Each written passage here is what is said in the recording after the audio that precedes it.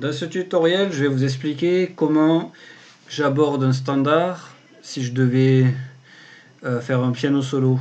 Donc déjà, le premier conseil que je donne, c'est d'apprendre à se servir de ce genre de programme. Là, j'utilise MuseScore parce que ça va vous permettre de très vite apprendre à écrire la musique.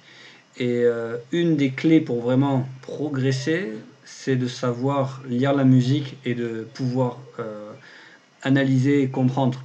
Plus vous allez savoir prendre des partitions, et plus vous allez avoir d'outils et vous allez pouvoir développer votre style. J'ai fait les 8 mesures de Have You Met Miss Jones. Alors la technique de base, c'est une écriture à 4 voix. Si vous voyez, il y a le thème ici, qui est ici, la, ré, do, ré, do. Vous avez la basse, fa, si, la, ré.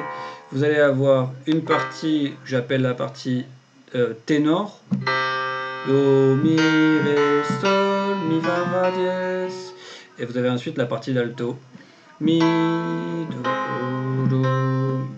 L'alto de temps en temps fusionne avec le ténor. C'est un arrangement où je pense à 4 voix, ce qui donne une sorte de fluidité dans l'arrangement. Cette technique d'arrangement s'est inspirée du chant grégorien de Bach. Quand j'arrange, j'essaie de penser 4 voix différentes. J'utilise aussi des accords de passage. Alors, si vous connaissez la grille de base, vous avez juste que Fa, majeur 7, Ré 7, Sol mineur 7 et Do 7. C'est un art de connaître les accords de passage parce que c'est une science qu'il faut étudier. Ce qui marche, c'est d'analyser des partitions et de relever. Quelques concepts que vous pouvez utiliser qui marchent bien. Des notes un demi-ton en dessous, au-dessus. Par exemple, si on va sur La mineur 7, c'est sympa d'avoir un accord joué un demi-ton, donc si bémol là. Au lieu d'avoir Ré 7, je mets un accord avant.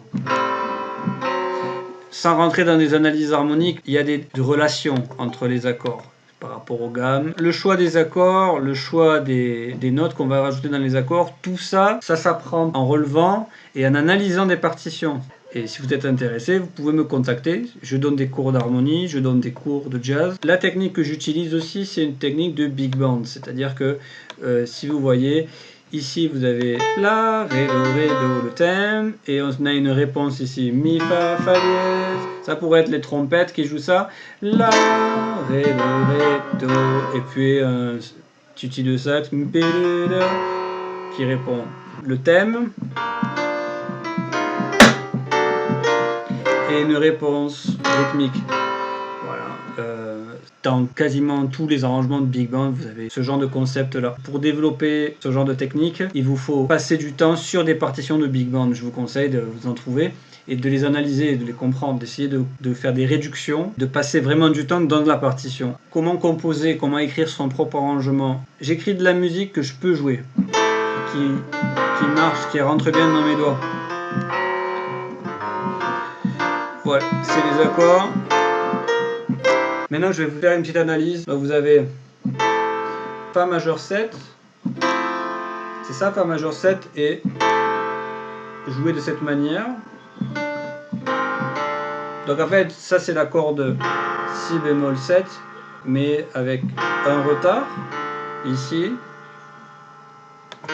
Une neuvième. J'utilise ces notes. Et on va l'agencer de cette manière. Ensuite, La mineur 7. Vous voyez? C'est mélodique. Il va être joué mélodiquement. Il ne va pas être joué comme ça, mais... Et Ré 7 au lieu de le jouer comme ça. Tout simplement comme ça. C'est bien de noter les accords, de vraiment faire l'effort de savoir ce qu'on fait. Parce qu'on les a... On les a dans les doigts. Vous voyez, tous ces accords de jazz, on les a.